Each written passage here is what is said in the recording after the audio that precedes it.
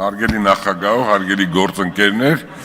նախ շնորհակալություն պարոն Պողոսյան, ձեր ելույթից հետո ընդհանրապես քննարկելը սխալ է, որովհետև շատ հիմնավոր պատասխանեցիք բոլոր հարցերին, որոնք որ նախկինում հնչել էր, բայց ես երկու հարց կա, որը որ ուզում եմ հնչեցնեմ, առաջինը դա ավտոտնակներն են, որոնք որ հանրային տարածքներ են զբաղեցնում, դրանց 90%-ը սեփական չի տարածք, այլ հանրային տարածքներ են, դրա մասին պետք է մտածեք, դրանք պետք է կարգի հրավիրեն, նկատի ունեմ պետք է այդ ընդհանուր միջավայրի հետ համահունչ լինեն,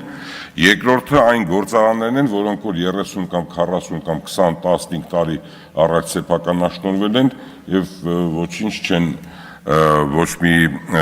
գեներացիա չկա, ոչինչ չեն ստեղծում, հարկեր չեն վճարում, ուղղակի այդպես կանգնած են տեղ կոմունիկացիաներ կա, որոնք որ դրա մասին նույնպես պետք է մտածեք, հենց այդտեղ է պետք պրոգրեսիվ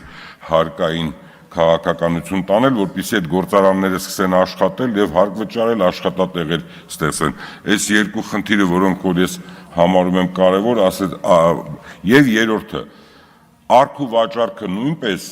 հնարավոր է ապագայում, որ դա նույնպես տեսնենք որպես հարկային ուղղություն։ Եվ ամենակարևորը, խնդրում եմ մի բան գիտակցեք, ցանկացած գույք, ցանկացած տարածքում դա կարելի է որպես գործունեություն համարել։ Եթե մարդը մտածի, կարող է իր մի գույքը